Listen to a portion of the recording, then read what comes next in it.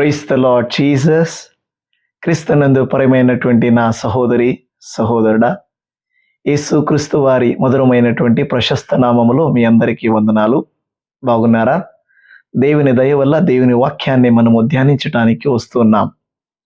దేవుని వాక్యం ఈరోజు మనము చూసినప్పుడు దీవెనలు కావాలంటే ఏం చేయాలి, లేకపోతే దేవుని వాక్యం కీర్తనల గ్రంథం మొదటి కీర్తనలో 3వ వచనములో చివరి వాక్యం ఈ విధముగా చెప్తున్నది, మనము చేయనుదంతా సఫలమును కావాలంటే, మనము సఫలము కావాలంటే మనం ఏం చేయాలి?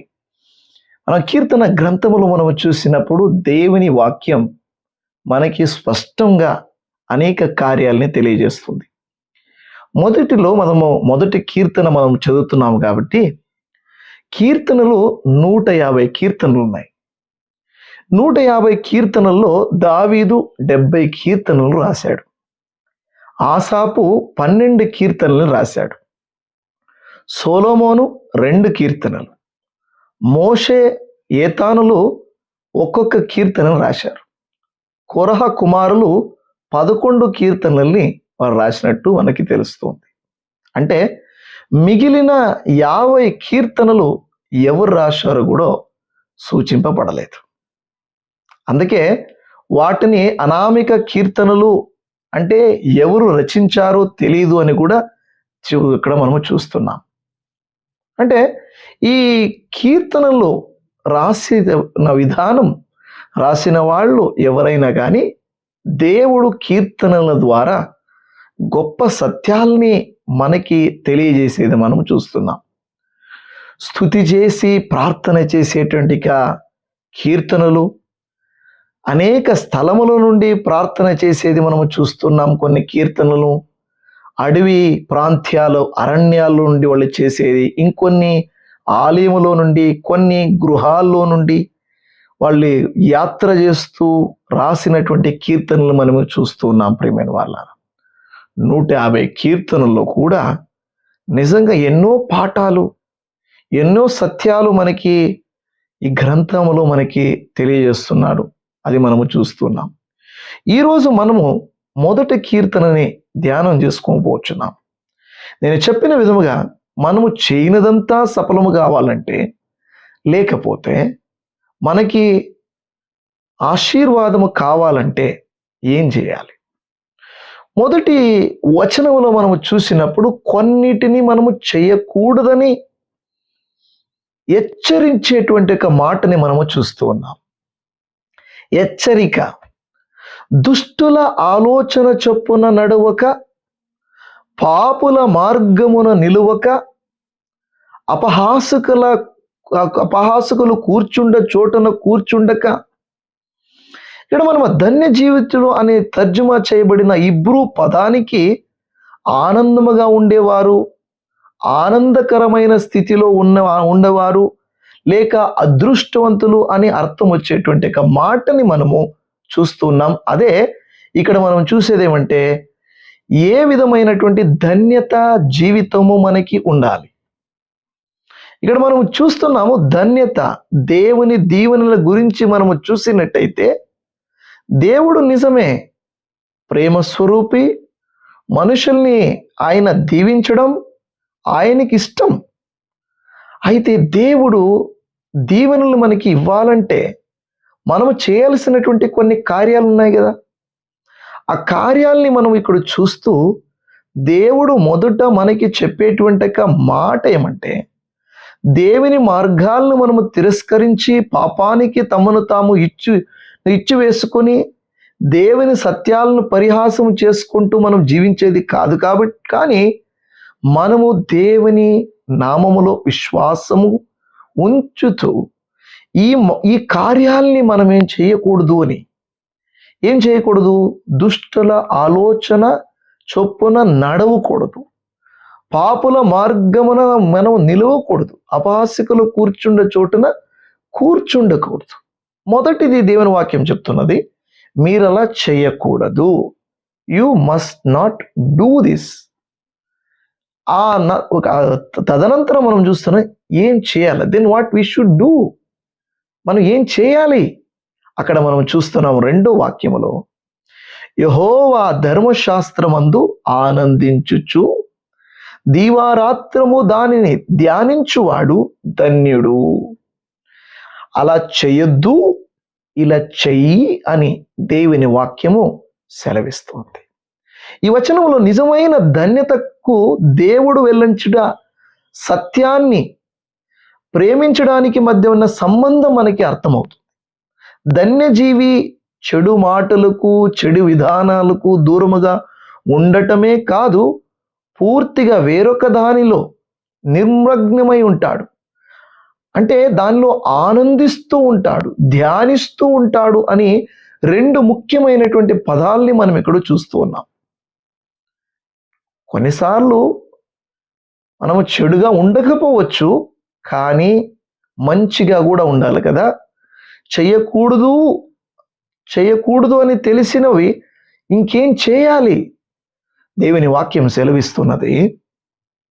మనం ఉదాహరణ చూస్తే 119వ కీర్తనలో ధర్మశాస్త్రం అనే ఒక మాటకి అక్కడ మనం చూస్తున్నటువంటి ఏమంటే దేవుని వాక్యం. ఇప్పుడు మనము బైబిల్ అంతా మనం ఏం చేస్తున్నాం? చదువుతున్నాం. దేవుని సత్యం, దేవుని వాక్యం మూలంగా మనం ఏం చేస్తున్నాం? తెలుసుకుంటున్నాం. ఇక్కడ మనుషులు దేవుని వాక్కులో ఆనందించి ధ్యానించి లోబడే మేరకు ఈ ధన్యతని అనుభవిస్తారు. రాత్రింబగుళ్ళు అనే ఒక మాట అక్కడ ఉన్నది. రాత్రింబగుళ్ళు అనే మాట చూస్తే దేవుడు వెల్లించిన సత్యాన్ని అస్తమానం మనం మననం చేసుకుంటూ మన సామాన్య దినకృత్యాల్లో కూడా అది మన హృదయాలను మనస్సులను నిండిపోతూ ఉండాలి. రాత్రింబగుళ్ళు అంటే எல்லா సమయంలో దానిలో మనం ఆనందిస్తే ఇది అసాధ్యమని ఎంత మాత్రం మనకి అనిపించదు. ధ్యానం చేస్తూ చేస్తూ అంటే దేవుని వాక్కు అర్థం చేసుకుంటూ మన జీవితాల్లో ఆచరిస్తూ ఉండేలా దాని గురించి ఆలోచిస్తూ ఉండడం కానీ, జపం కానీ, యోగా ధ్యాన సాధనలు కానీ కాదు. ఏమో ధ్యానం చేశాను ఆ విధంగా కాదు. ఎప్పుడు కూడా దేవుని తలంచుకుంటూ ఉన్నాను. ఇలా చేస్తే మొదటి వాక్యంలో ఇలా చేయకూడదు, 2వ వాక్యంలో ఇలా చేయాలి. ఇలా చేస్తే ఏం జరుగుతుంది? 3వ వచనము, అతడు నీటి కాలువల యోరను నాటబడినదై ఆకు వాడక తన కాలమందు ఫలమిచ్చు చెట్టు వలె నుండును. అతడు వేయినంతయు చేయనదంతయు సఫలమగును. దేవుని ఉపదేశాల్లో మనము ధ్యానిస్తూ ఆనందిస్తూ ఉండడం వల్ల కలిగేటువంటి ఫలితాలను మనం చూస్తే ఆధ్యాత్మికమైనటువంటి పోషణ, ఎడతెగని ఫలాలు, విజయం, న్యాయవంతులుగా ఉండటం, దేవుడు నాటిన చెట్లుగా మనం ఉంటామని దేవుని వాక్యం చెప్తూ ఉన్నది. కాలువల దగ్గర నాటి ఉన్న చెట్ల వంటి వారు. బైబిల్లో నీరు కొన్నిసార్లు దేవుని ఆత్మకి గుర్తు. చెట్లకు నీరెలా అవసరమో దేవుని ప్రజల జీవానికి, అభివృద్ధికి దేవుని యొక్క ఆత్మ అంత అవసరం. దేవుని సత్యములో అస్తమానం ఆనందిస్తూ ధ్యానిస్తూ ఉండే వ్యక్తి దీనివేళ్ళని అందుకుంటాడు, పొందుకుంటాడు. ప్రియమైన అంతకి కీర్తనకారుడు వదలకుండా 4వ వచనములో, దుష్టులు అలాగున నుండక గాలి చెదరగొట్టు పట్టువలే నుందురు. ఇప్పుడు ఇలా చేస్తే ఇలా ఉంది, చెయ్యకపోతే ఏమైతుంది?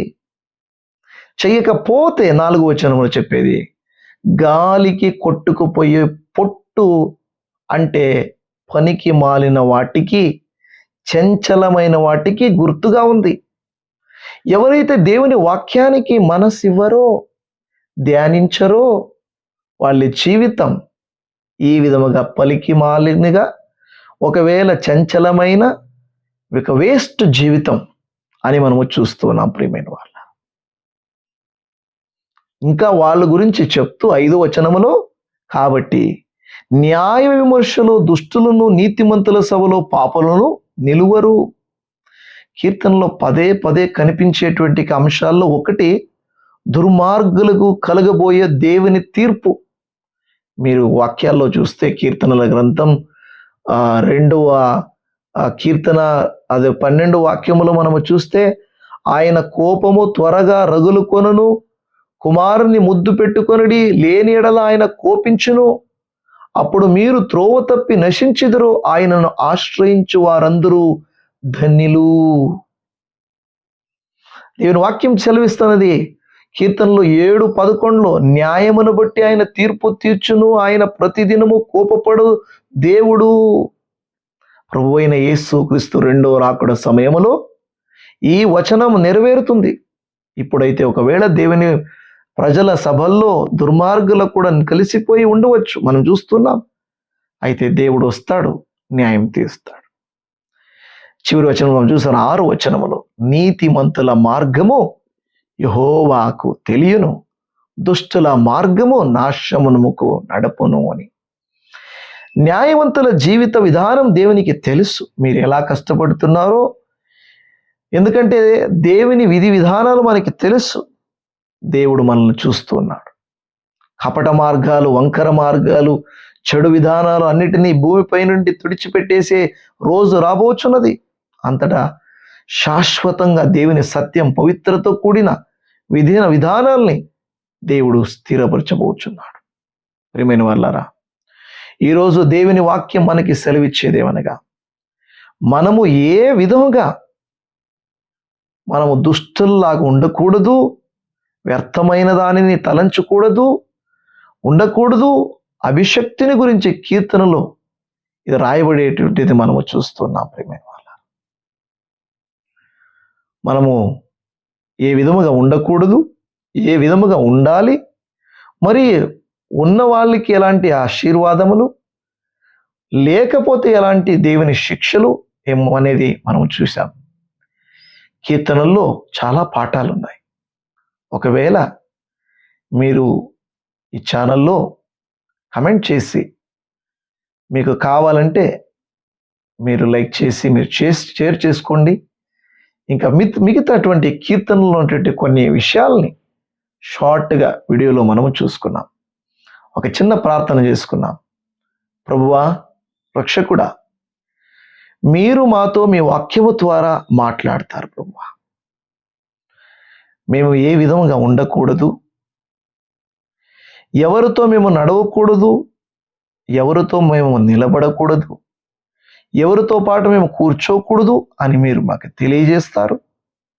అంతేకాదు ప్రభువా, మేము ఏం చేయాలి, మేము ధన్యులుగా మారటానికి మేము ఏం చేయాలని కూడా మీరు మాకు సెలవిస్తున్నారు. ప్రభువా, అలాగూ మేము చేయనిదంతా సఫలము కావాలంటే మీ వాక్యము చొప్పున మేము నడవాలి. ఈరోజు ఎవరైతే ప్రభువా దుష్టులు మరియు దేవుని బిడ్డల మధ్యలో ఉన్నటువంటి వ్యత్యాసాలని మేము యొక్క కీర్తనలో చూసాం.